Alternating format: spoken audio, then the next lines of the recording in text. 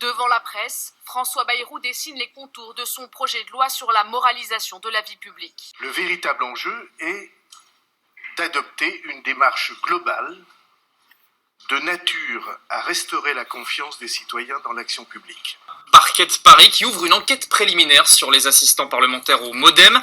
À l'origine, un courrier document à l'appui reçu par le parquet mercredi.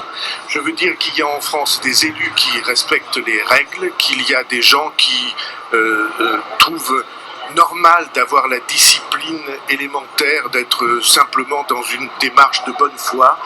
Et je trouve scandaleux et même infâme qu'on essaie de faire croire que tout le monde ferait la même chose. Y a-t-il eu des emplois fictifs? Est-ce que des hommes et des femmes ont été au service du MoDem alors qu'ils étaient payés par le Parlement européen? En aucune manière. Ça n'a jamais existé. Ça n'a jamais existé. Ça ne sera pas prouvé. L'ex-salarié explique avoir été embauché à temps plein, tout d'abord, par le parti. À l'époque, c'était l'UDF, pas encore le MoDem. Puis, très vite, le jour même, il signe un avenant qui lui indique qu'il va travailler à mi-temps pour le parti, et puis à mi-temps pour Jean-Luc Benamias. Il y a eu des mi-temps, des collaborateurs qui étaient à mi-temps, ou à tiers de temps, ou à 60% de leur temps, à temps partiel, travaillant, assistant avec des parlementaires européens, et qui, pour l'autre mi-temps, avaient des responsabilités à l'intérieur de notre organisation. Est-ce qu'ils étaient payés à 3/4 de temps, enfin en fonction de leur travail. En fonction de leur travail, et par le MoDem, et par le Parlement européen. Le problème, c'est que ce salarié, il indique qu'il n'a jamais travaillé pour Jean-Luc Benamias.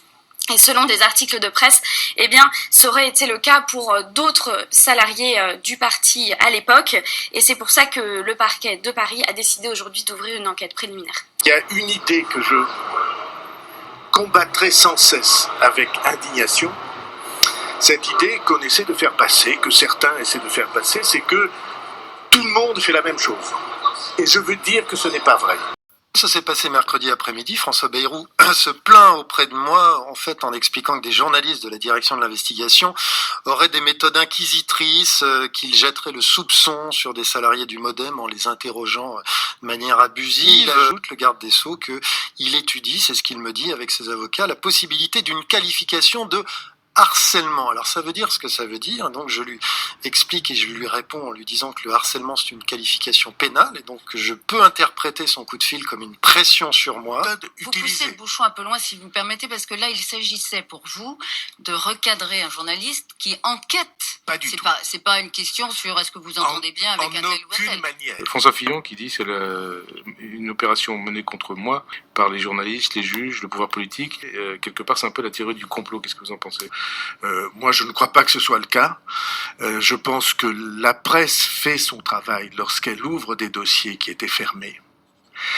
Et même, je pense qu'il n'y a pas de démocratie s'il n'y a pas une presse assez libre pour ouvrir les dossiers qui étaient fermés. Vous avez dit, lors de votre déclaration, que la gestion des ressources humaines au sein de votre mouvement était légale, de mémoire, normale et morale.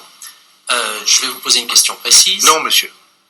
Je regrette infiniment, j'ai dit que je ne m'exprimerai pas sur ces affaires et que c'était désormais l'enquête qui en trancherait. Et pardonnez-moi, vous n'êtes pas enquêteur. Moi, je défends la liberté de la presse. Et deuxièmement, je défends l'indépendance de la justice. François Bayrou a exercé des pressions sur une rédaction. François Bayrou a cherché à atténuer l'impact médiatique d'une affaire qui potentiellement peut menacer le parti dont il était toujours président. Alors cette dénonciation anonyme, elle a une caractéristique particulière. Il travaille à la mairie de Paris. Non, il est un des collaborateurs directs de la maire de Paris. Donc il y aurait derrière Anne Hidalgo. Il pourrait se faire qu'il y ait un lien entre ceci et cela. Chaque fois qu'une affaire est apparue, et chaque fois il y a eu de la part de ceux qui étaient visés par les enquêtes, le sentiment que c'était organisé. Moi, je ne crois pas que ce soit organisé. Je n'ai aucun doute que j'étais, de ces dénonciations, la véritable cible. Moi, personnellement, je ne crois pas du tout qu'il y ait une manœuvre orchestrée.